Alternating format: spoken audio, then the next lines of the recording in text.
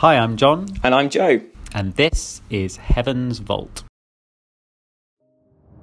They say on Iox that the rivers flow with the souls of the dead. Anything to scare you to the ground. So this is the world of the Nebula, where Aliyah El-Azra is an archaeologist. Heaven's Vault is a narrative adventure game about exploring lost sites, and it contains an entire ancient language to decipher, which you'll see a bit of in this video. But right now, we're just flying to the next archaeological dig site, which Elle's interested in exploring. Yeah, so it's just inside this cave here. So let's go on in and land.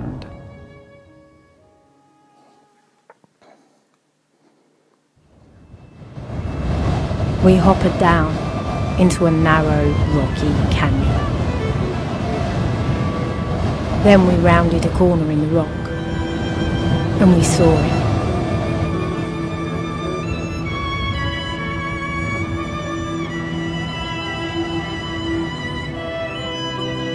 So here's our hero. She's Aliyah El-Azra. She's an archaeologist, and her sidekick, Six, who's a robot with a secret past.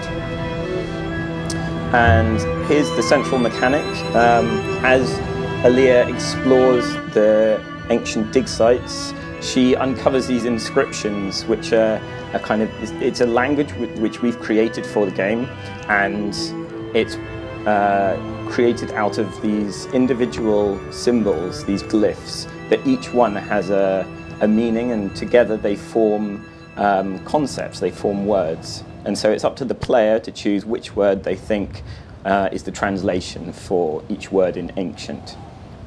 Yeah, so obviously we were massively inspired by hieroglyphics when we started off with this, and we were kind of going to do something much more pictorial, I think, to start with, but turns out that actually cracking hieroglyphics was really, really hard and not a very good thing to put in a game. So we've kind of ended up with something which is sort of halfway between real language inscription and a puzzle mechanic, a sort of straightforward puzzle mechanic that you work out as you go through the game.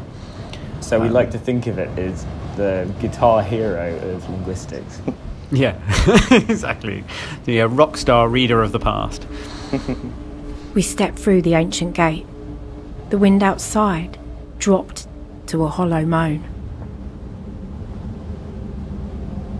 So as you can see, we've got a pretty unique art style of 3D worlds and these 2D hand-drawn characters. There's something like, I've lost count now, it's something like 5,000 hand-drawn frames of art in the whole game. And they're all hand-drawn by one character artist. One character artist. And like her fourth Wacom tablet or something. She's been going at this for about 2 years.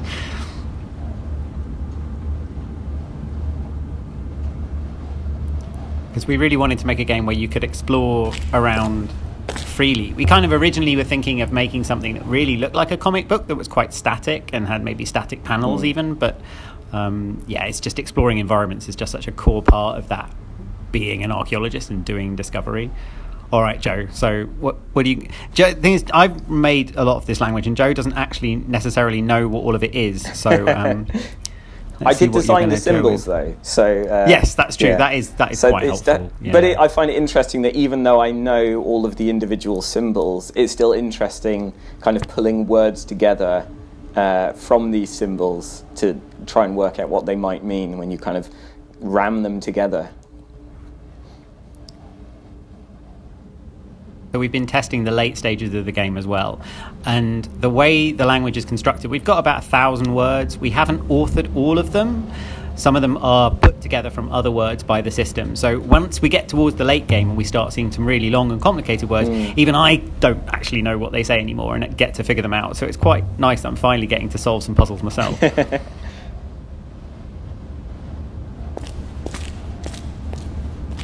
So we sort of we think of the game is structured in some ways as a bit like The Witness, in that you're sort of exploring a space, and then occasionally you'll find a puzzle. But in our game, all of the puzzles sort of they feed into the narrative, and what you decide to translate something as changes the way that she'll talk about it. Yeah, and sometimes those inscriptions are quite important, and they'll give you really Yeah. significant clues about the plot. Like, I think the one above the gate, they started talking about the history of the robots there, whereas sometimes the inscriptions are, you know, kind of, I don't want to say banal, that's too strong, but, you know, fairly straightforward. So here we have a key. It might say harvest. It's not very likely. Might do. I don't want to give you any clues. But, you know, you are I allowed don't know, to guess. it's a key, John. I'm just going to put key in. Don't know. Would anyone write key on top of key? Well, that's what Elle's asking as well. Clearly they did. Yeah. And I think one thing that we were really excited about was, yeah, in something like The Witness, there's always that question that nags me. Like, I'm a writer, and it nags me of, well, who put these things here and why? Whereas here we can actually answer that question the whole time. Like, everything that's written in the world has a reason to be there. It makes some sense. And you can learn something from it. Right, shall I go upstairs? Yeah, okay, let's explore. Let's try that. You're going to leave the robot behind. Yeah, yeah. The robot can't climb stairs. Yeah, he's like a Dalek.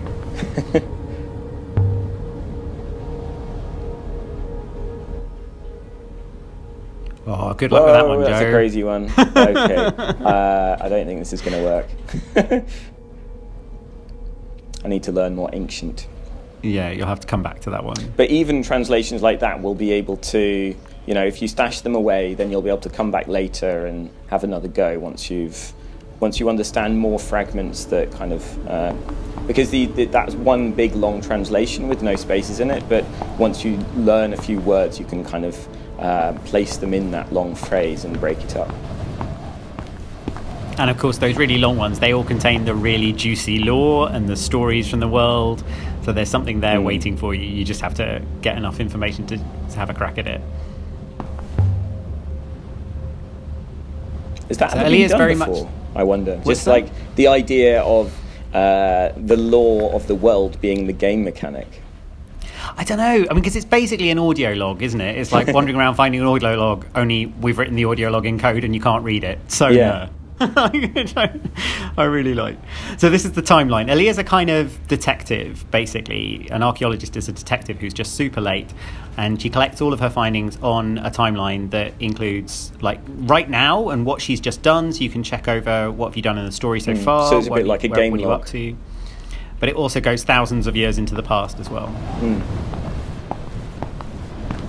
So here she is up on the roof.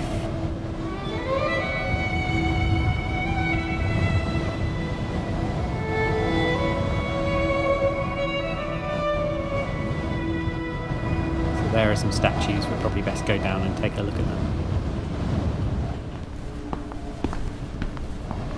And one thing that's been super fun about this game is just building an entire world from scratch and like all of the history for it. So we have, I think it's 4,500 years, maybe 5,000 years of history, stretching right the way back through all these various ages for the player to kind of explore and fill in as they go. Yeah, and as they go further through the game, they sort of reach further and further into the past. So every dig site that they visit will be an older and an older one. Yeah, so you're kind of fitting the story together backwards. It's like Memento, only not very much like Memento at all, actually. Has anyone even seen Memento anymore? That was ages ago. Oh god, it did my head in, that film. Yeah.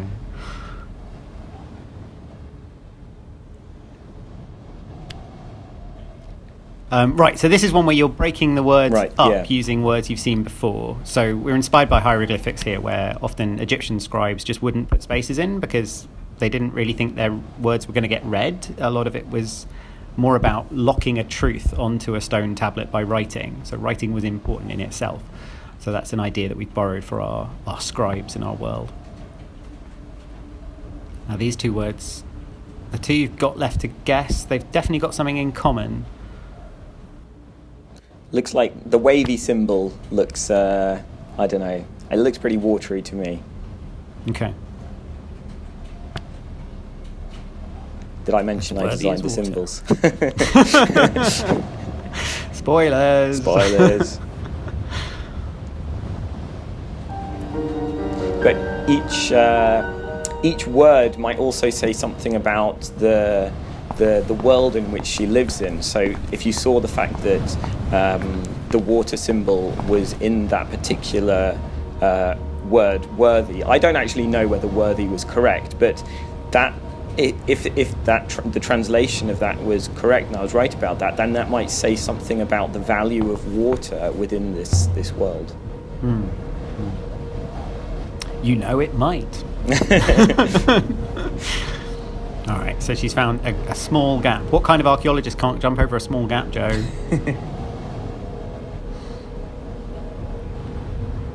A cautious one. So are you going to jump or not? And you can just go back if you want to go. Okay, all right. Plunk.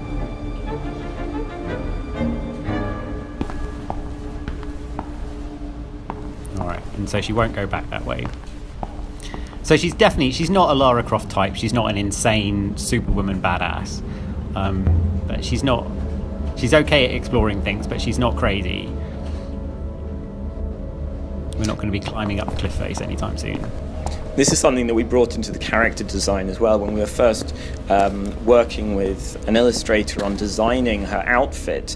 The illustrator wanted to bring all of these things like goggles and all of these standard kind of steampunk or sandpunk designs and lots of gadgets and things, and we kept on asking him to reduce it until we had something that was actually just quite functional. Yeah, it's. I remember like one of our artists sort of going, "Are you sure? Shoes? Are you sure she wanted to give her normal shoes?" And I was like, "Well, yeah. I mean, come on, let's give her space boots." Like, why not give her ice skates? I mean, come on. All right, so we've opened the door. We've got 6 with us. Oh, there's another inscription above the door. Let's go. Yeah, okay. So with luck, some of these inscriptions will tell you what this place was and what it was for, and that might help you kind of really dig into the secrets of this particular moon. Well, we've seen that first word before, I think. Yeah, I think we've seen that quite a lot here already. Yeah. If you look above, just up above, I previously translated that one. See, that was palace. Yeah, that was palace. Except it's got this extra symbol on the front. So something to do with the palace, I guess emperors. Okay. And this one's quite a long one, but it's got an ov in it. It's got an ov in it. Not very helpful there. Let's try river. I don't know. Okay. Emperor's River. Okay. So then she takes the translation that you've made and she works that into the dialogue. And so the dialogue options that follow are based on the translation that you made.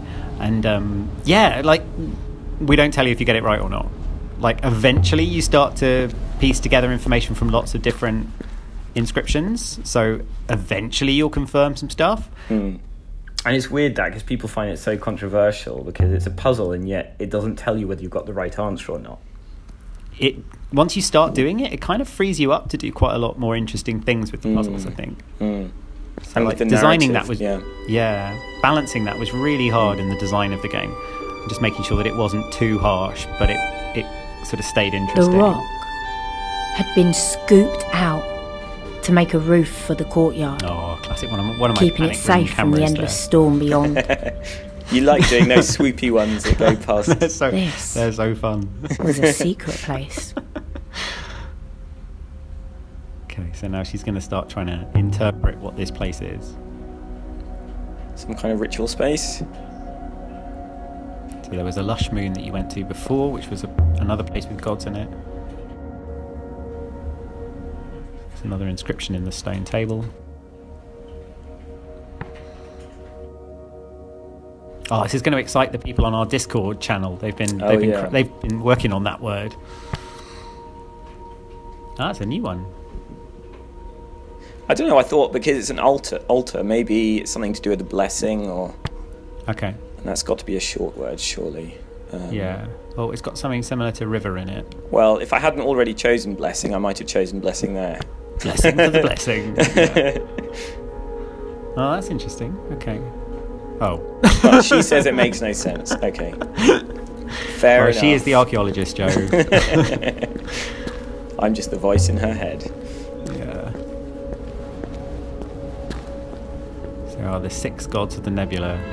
A circle of stone gods, staring each other down.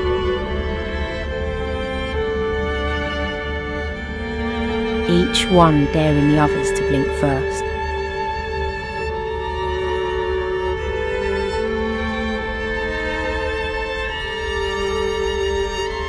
Oh, the ancient gods shouldn't be in the Empire. History is broken.